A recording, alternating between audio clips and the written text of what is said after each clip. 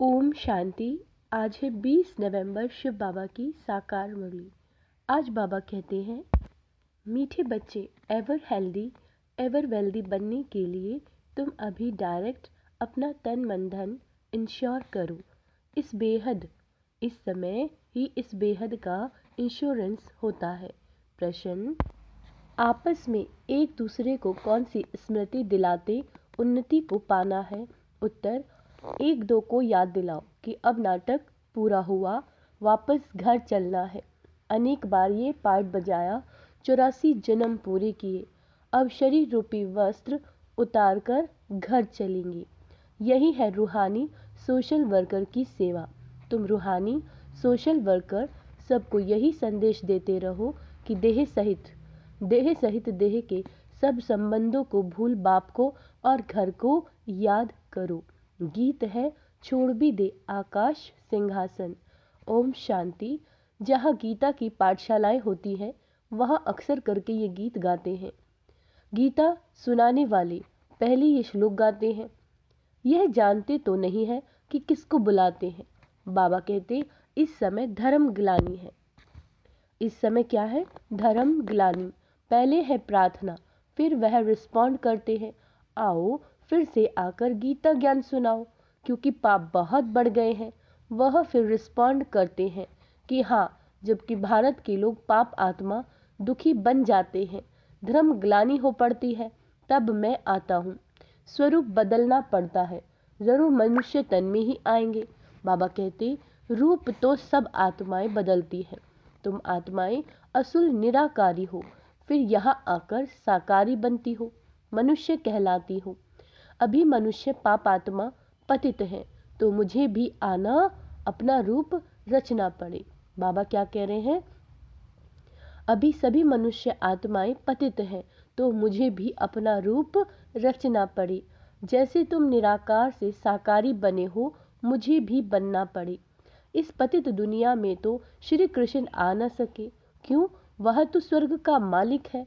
समझते हैं श्री कृष्ण ने गीता सुनाई, परंतु श्री कृष्ण तो पतित दुनिया में हो न सके। उनका नाम रूप देश काल एक्ट सब बिल्कुल अलग है। यह बाप बतलाते हैं। श्री कृष्ण को तो अपने माता पिता हैं, उसने माँ के गर्भ से अपना रूप रचा।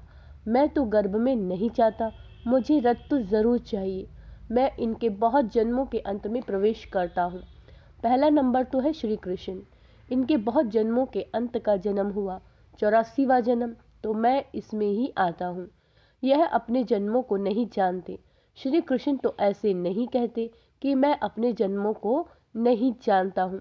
भगवान कहते हैं, जिसमें मैंने प्रवेश किया है वह अपने जन्मों को नहीं जानता, मैं जानता हूँ। श्री कृष्ण तो राजधानी का मालिक है। सतयुग में है सूर्यवंशी राज्य विष्णुपुरी। विष्णु कहा जाता है लक्ष्मी नारायण को। कहा भी भाषण होता है तो ये रिकॉर्ड काफी है। क्यों? क्योंकि यह तो भारतवासी खुद ही गाते हैं। जब धर्म प्राय लोप हो जाए, तभी फिर तो गीता ज्ञान सुनाओ। वही धर्म फिर से स्थापन करना है। उस धर्म के कोई मनुष्य ही नहीं, तो फिर गीता का ज्ञान कहाँ से निकला? बाप समझाते हैं, सतयुग त्रेता में कोई शास्त्र आदि होते नहीं, यह सब है भक्ति मार्ग की सामग्री। इन द्वारा मेरे साथ कोई मिल नहीं सकते, मुझे तो आना पड़ता है। आकर सबको सदगति देता हूँ। क्या देते हैं बाबा? आकर सदगति, वाया गति, सबको वापस जाना पड़ता है। गति में जाकर फिर स्वर्ग में आना है, मुक्ति में जाकर फिर जीवन मुक्ति में आना है। बाबा कहते, 1 सेकंड में जीवन मुक्ति मिल सकती है। गाया हुआ है, गृहस्थ व्यवहार में रहते 1 सेकंड में जीवन मुक्ति अर्थात दुख रहित। सन्यासी तो जीवन मुक्ति बना न सके, वह तो जीवन मुक्ति को मानते ही नहीं। इन सन्यासियों का धर्म सतयुग में तो होता ही नहीं, सन्यास धर्म तो बाद में होता है। बाबा कहते, इस्लामी बौद्धी आदि यह सब सतयुग में नहीं आएंगे। अभी और सब धर्म है, बाकी धर्म देवता है नहीं। वे सब और धर्मों में चले गए, अपने धर्मों का पता नहीं। कोई भी अपने को देवता धर्म का मानते ही नहीं। जय हिंद कहते हैं, भारत की जय, भारत की हार कब होती है यह थोड़ी ही कोई जानते हैं। भारत की जय तब होती है जब राज्य भाग्य मिलता है। जब पुरानी दुनिया का विनाश होता है, क्षय करता है रावण, जय करते हैं राम। जय भारत कहेंगे, जय हिंद नहीं कहेंगे, अक्षर बदल जाता है।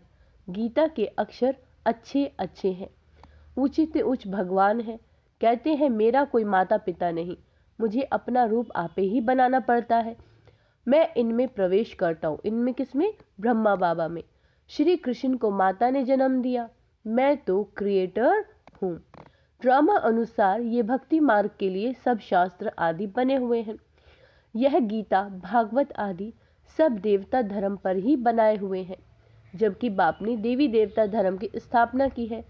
वह पास्ट हो गया, फिर फ्यूचर होगा। आदि मध्य अंत को पास्ट, प्रेजेंट और फ्यूचर कहते हैं। इसमें आदि मध्य अंत का अर्थ अलग है। जो पास्ट हो गया वही फिर प्रेजेंट होता है। जो पास्ट की कहानी सुनाते हैं वह फ्यूचर में रिपीट होगी। बाबा कहते मनुष्य इन बातों को नहीं जानते। जो पास्ट होता है उनकी कहानी बाबा प्रेजेंट में सुनाते हैं, फिर फ्यूचर में रिपीट होगी। बड़ी समझने की बातें हैं, बड़ी रिफाइंड बुद्धि चाहिए। कहाँ भी तुमको बुलाते हैं तो भाषण बच्चों को करना है। सन शोज फादर, बच्चे बताएंगे हमारा फादर कौन है। फादर तो जरूर होना चाहिए, नहीं तो वर्षा कैसे लेंगे। तुम तो बहुत ऊंचे थे उच्च, परंतु इन बड़े आदमियों को भी मान देना पड़ता है। तुम्हें सबको बाप का परिचय देना है। सब गॉड फादर को पुकारते हैं, प्रार्थना करते हैं। क्या कहते हैं? हे गॉड फादर आओ। लेकिन वह है कौन? तुम्हें शिव बाबा की भी महिमा करनी है, श्री कृष्ण की भी महिमा करनी है और भारत की भी महिमा करनी है। भारत शिवालय है, हेवन था। 5000 वर्ष पहले देवी देवताओं का राज्य था। वह किसने स्थापन किया? जरूर ऊंचे से उच्च भगवान ने। ऊंचे से उच्च निराकार परम पिता परमात्मा शिवाय नमः हुआ। शिव जयंती भारतवासी मनाते हैं, परंतु शिव कब पधारे थे ये किसी को भी पता नहीं। जरूर हेवन से पहले संगम पर आया होगा। बाबा कहते कल्प कल्प के संगम युगे युगे आता हूँ, हर एक युग में नहीं आता। अगर हर एक युग का हो तो भी 4 अवतार होने चाहिए। उन्होंने तो कितने अवतार दिखाए। ऊंचे से ऊंच एक बाप है जो ही हेवन रचते हैं। भारत ही हेवन था, वॉइसलेस था।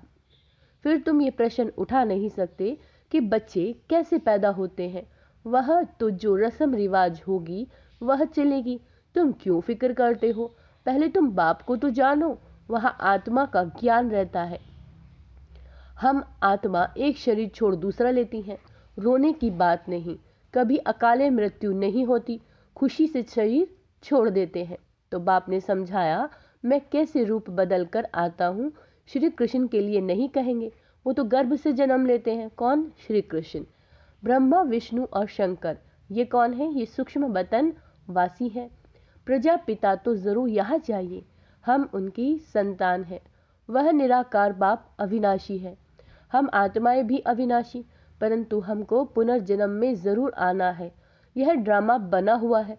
कहते हैं फिर से आकर गीता का ज्ञान सुनाओ, तो जरूर सब चक्र में आएंगे। तो जो होकर गए हैं बाप भी होकर गए, फिर आए हुए हैं। कहते हैं फिर से आकर गीता सुनाता हूँ। बुलाते हैं पतित पावन आओ, तो जरूर पतित दुनिया है ना, सब पतित है।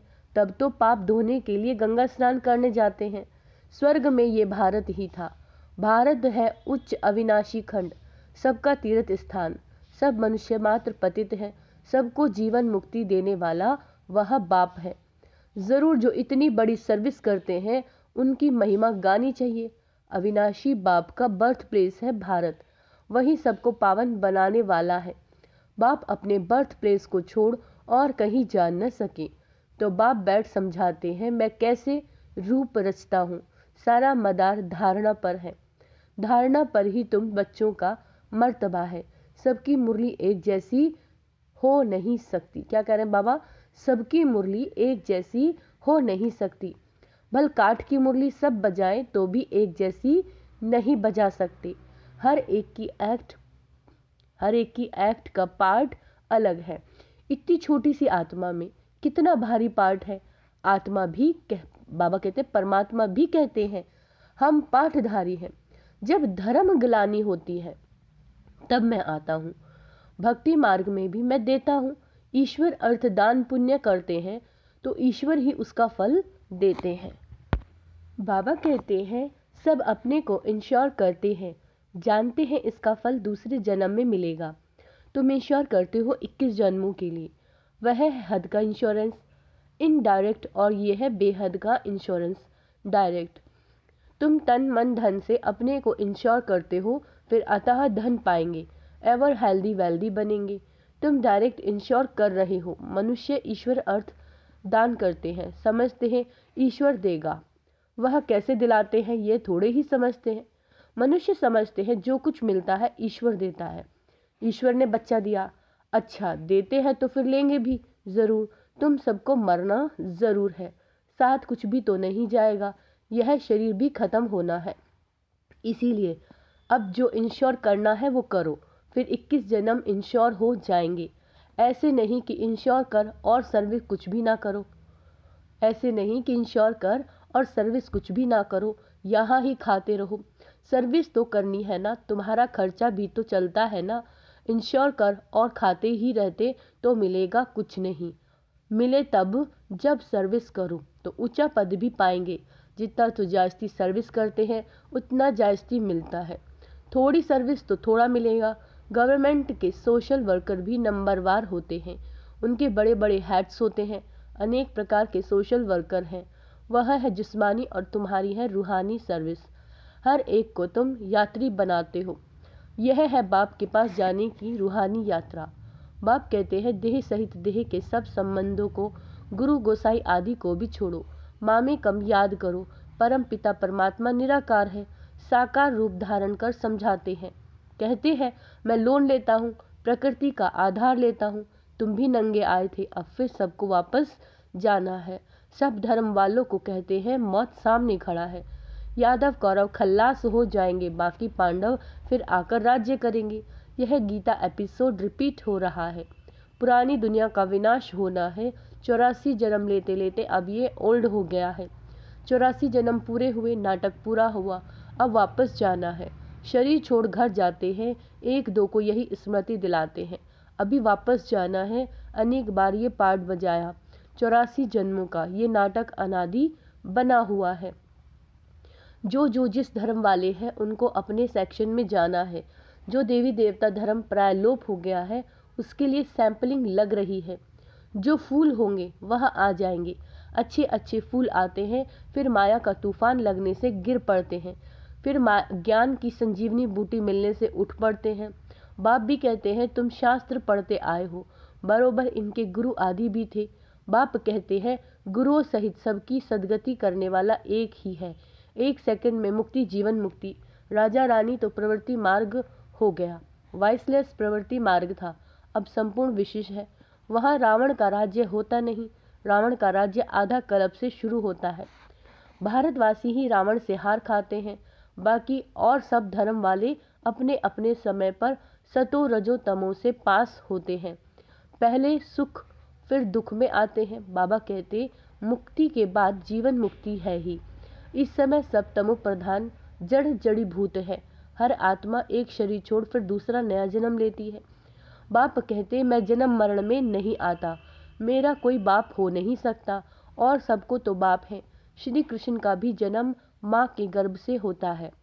यही ब्रह्मा जब राज्य लेंगे तब गर्भ से जन्म लेंगे। इनको ही ओल्ड से न्यू बनना है। 84 जन्मों का ओल्ड है। मुश्किल कोई कोई यथार्थ बुद्धि में बैठता है और नशा चढ़ता है। यह कस्तूरी नॉलेज है, खुशबूदार। अच्छा मीठे मीठे सिक्की लदे बच्चों प्रति माता पिता बाप दादा का याद प्यार और गुड मॉर्निंग। रूहानी बाप की रूहानी बच्चों को नमस्ते। हम रूहानी बच्चों की रूहानी बाप दादा को याद प्यार, गुड मॉर्निंग, नमस्ते मीठे बाबा, शुक्रिया बाबा, शुक्रिया। धारणा के लिए मुख्य सार, रूहानी सोशल वर्कर बन सबको रूहानी यात्रा सिखलानी है। अपने देवी देवता धर्म की सैंपलिंग लगनी है। दूसरा, अपनी रिफाइंड बुद्धि से बाप का शो करना है। पहले स्वयं में धारण कर फिर दूसरों को सुनाना है। वरदान वाचा के साथ मनसा द्वारा शक्तिशाली सेवा करने वाले सहज सफलता मूर्त भव। फिर से सुनो, वाचा के साथ मनसा द्वारा शक्तिशाली सेवा करने वाले सहज सफलता मूर्त भव।